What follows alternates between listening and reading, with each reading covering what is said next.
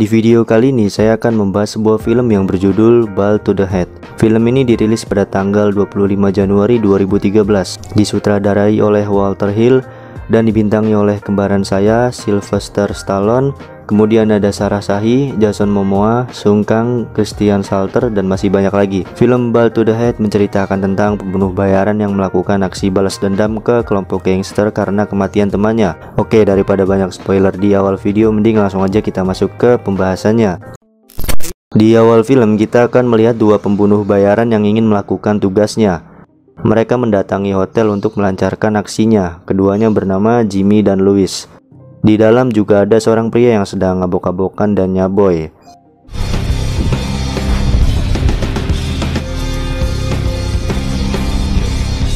Tiba-tiba saja Jimmy dan Louis mendatangi tempat itu. Karena pria itu tidak mengizinkan mereka berdua masuk, Jimmy terpaksa mendorong pintunya. Kemudian pria itu ditembak oleh Louis di bagian dadanya. Di dalam juga ada seorang wanita yang menemani pria tadi. Tiba-tiba Louis diserang dari belakang oleh pria itu dan akhirnya Jimmy menembaknya sampai tewas. Di lain tempat, Jimmy berkata kalau ia tidak menembak wanita tadi. Hal itu membuat Louis terkejut karena wanita tersebut pasti akan melaporkan ciri-ciri mereka. Jimmy dan Louis mendatangi sebuah bar. Mereka ingin bersenang-senang setelah melakukan misi tadi. Namun di situ ada juga pembunuh bayaran yang mengincar mereka berdua. Dia bernama Keegan.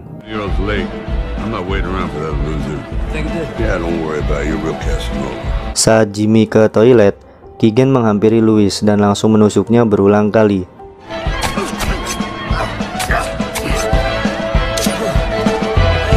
Keegan juga mendatangi Jimmy yang berada di toilet. Namun Jimmy berhasil menghindar dari tusukan Keegan dan akhirnya mereka berdua gelut.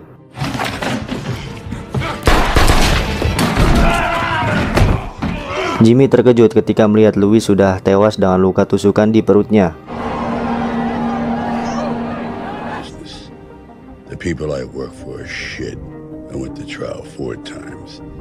Berpindah ke pria Asia, dia bernama Kwon. Ia juga seorang detektif.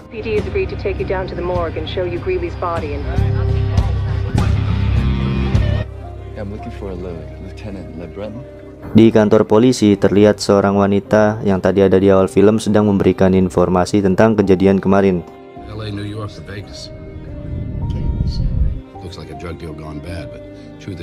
Di ruang otopsi juga ada jenazah Louis yang sedang diperiksa. Kwon mendapat info dari rekannya kalau Louis merupakan teman Jimmy.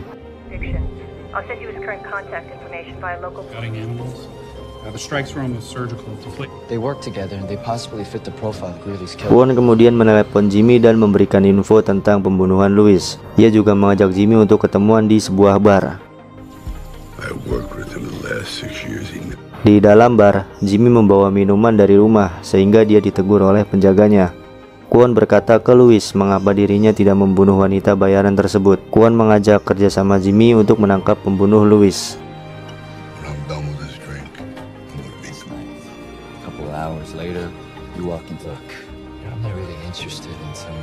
Di luar bar sedang ada acara karnaval. Di situ Kwon diikuti oleh beberapa pembunuh bayaran. Kwon mengetahui hal itu dan memilih untuk melarikan diri dari situ.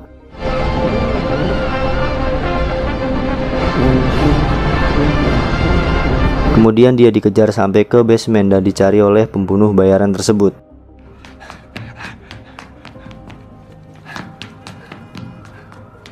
Ia berhasil membunuh salah satu pembunuh bayaran dan pembunuh bayaran itu merupakan seorang polisi. Setelah itu datang teman pembunuh bayaran yang menembaknya, namun Kwon berhasil diselamatkan oleh Jimmy.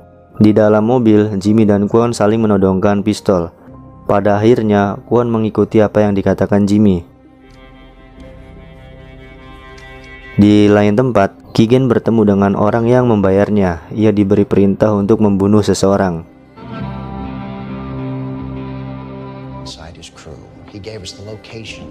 Jimmy mendatangi tempat tato. Ia ingin bertemu dengan anaknya yang kerja di situ.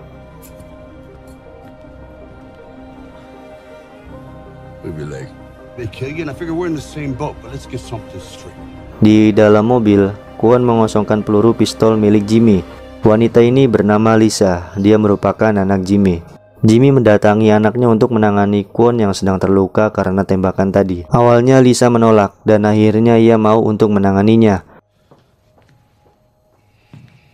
Teman Kwon menelepon dirinya dan menanyakan tentang kasus yang sedang dia urus. I gotta go. I'll talk to you. You're in med school. It's the best you're gonna get. You made the mistake of saving his life. Di dalam, Kwon diobati oleh Lisa tanpa menggunakan obat bius, sehingga dia merasakan rasa sakit yang sesungguhnya, kayak disakitin mantan guys. Lisa berhasil mengambil peluru yang bersarang di dadanya. Then you can have him. You gonna arrest him? Di lain tempat, Keegan mendatangi bar dan langsung masuk begitu saja ke sebuah ruangan. Ia langsung menembaki orang yang ada di dalam ruangan tersebut. Keegan mengambil berkas penting yang ada di situ. Kemudian dia menembak semua orang yang ada di bar tanpa menyisakan satu orang pun yang selamat.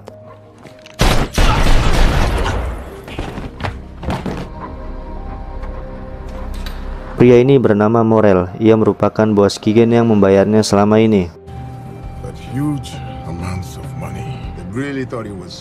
Di mobil, mereka berdua membicarakan Lisa yang bekerja di tempat tato. Kwon juga berkata kalau ia melihat tato yang ada di punggung Lisa sama persis dengan tato wanita yang ada di awal film.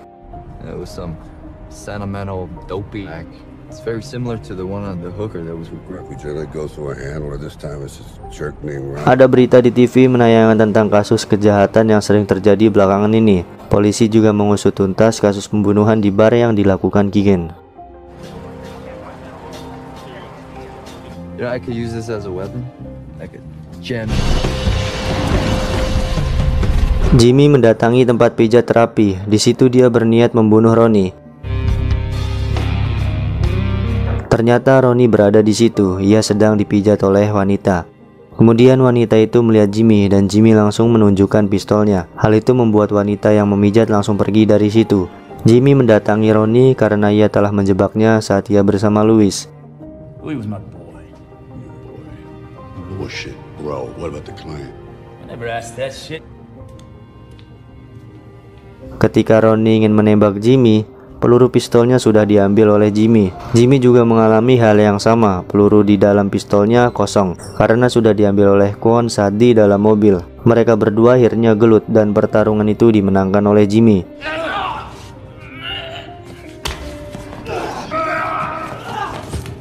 Ia menembak Ronnie secara brutal sampai tewas di tempat.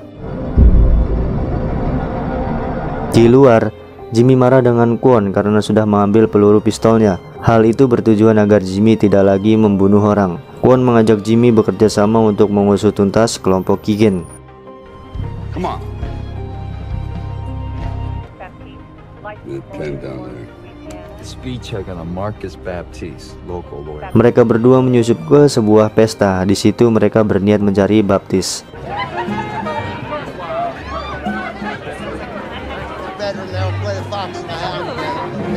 Di tempat tersebut juga ada Keegan, namun target Jimmy ialah Baptiste.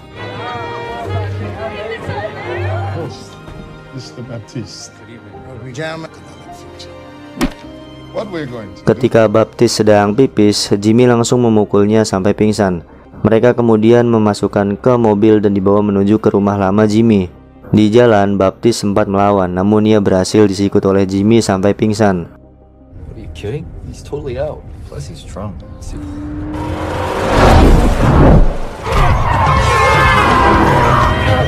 Romy memarahi Keegan karena ia lengah sampai Baptiste diculik. Namun Romy sudah mengetahui lokasi Baptiste berada karena ia membawa alat pelacak. Extraction could be difficult. Everything else. Mereka berdua menginterogasinya, bertanya tentang bisnisnya bersama Ronnie. You're gonna talk to us, right? An invitation, but I'm glad you enjoyed it. Oh, I did. You sure as hell gonna talk to me. Ketika Baptiste sudah mulai melawan dengan ucapannya, Jimmy langsung memukul dadanya. Baptiste juga memberitahu orang yang membunuh Louis di bar dan menyebut nama Keegan. Any chance that Greeley's death could be traced back to us here? I'm gonna blow your leg off. Whoa! To redevelop the area. Look, I mean this city is. Ternyata alat pelacak yang ada di leher Baptiste merupakan flash disk sekaligus. Kemudian Jimmy menembaknya sampai tewas dan membuat Kwon marah. By the way, I know guys that would have done him real. Di luar, Keegan menembaki rumah tersebut. Jimmy dan Kwon menyelam ke air.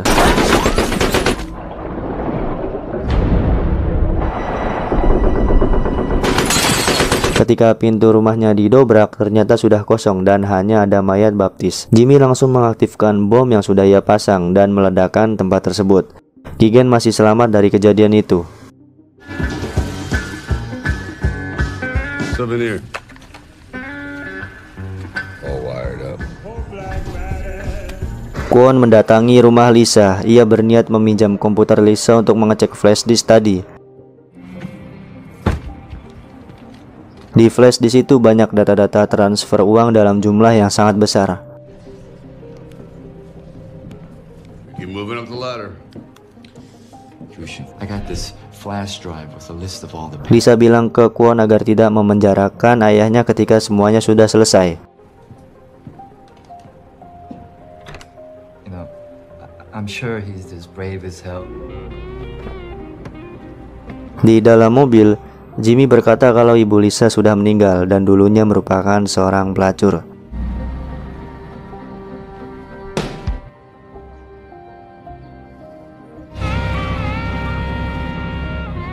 Morel mendapat info kalau Jimmy mempunyai satu anak perempuan. Nah, dari situlah Morel menyuruh Keegan untuk menculik Lisa. Hal itu bertujuan agar Jimmy mengembalikan flash disk yang sudah ia ambil. Never trust anyone. They love that. Well, that's very nice. Di tempat tato, Keegan mendatangi Lisa dan bilang ingin berbicara kepadanya. Keegan membantai dua orang yang sedang menato badannya. Ia memukul Lisa sampai pingsan dan membawanya pergi.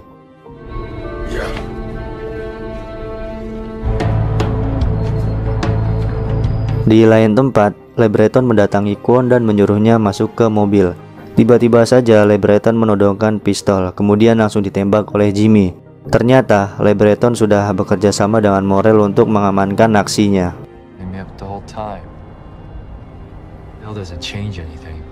You're welcome.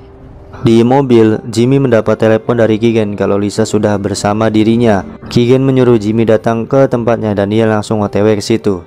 Jimmy mengancam akan membunuh Keegan jika ia menyakitinya. Your daughter's gonna go right off the roof.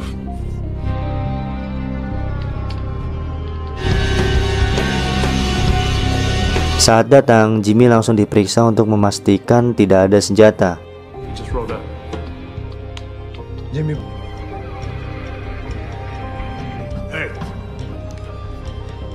Jimmy langsung menghadap ke Morel dan berkata kalau ia akan membunuh Keegan. Ia juga menanyakan keberadaan anaknya. Kemudian Morel mengajak Jimmy untuk bisnis bersama, namun ia menolak.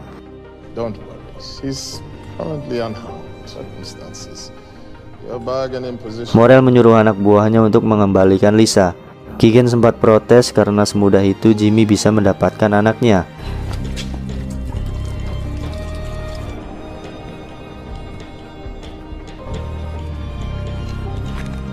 Jimmy mengembalikan flash disknya dan mereka pun pergi. Let's get out of here. Very good. Keegan kemudian membunuh Romy dan anak buahnya di situ karena ia tidak setuju dengan keputusan Romy yang membebaskan Jimmy. Kwon melihat kejadian tersebut dan setelah itu ia gelut dengan penjaga.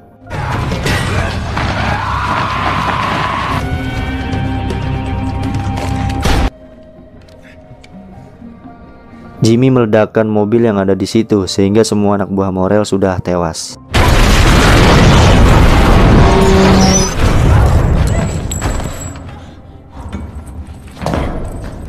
Di bawah, Keegan menghampiri Jimmy dan mengajaknya untuk bertarung. Awalnya Jimmy mengira Keegan mengajak duel tangan kosong. Ternyata ia menginginkan untuk duel menggunakan kapak. Awalnya Jimmy ragu, namun karena dendamnya ia menuruti kemauan Keegan. Di awal duel, Jimmy nampak kesusahan menghadapi kekuatan Keegan. I'm impressed.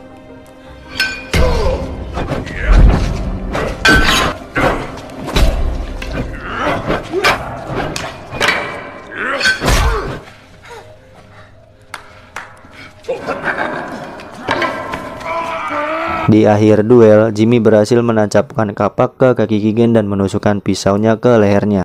Namun ia belum tewas dan akhirnya Kwon menembak kepala Ki-gen sampai tewas.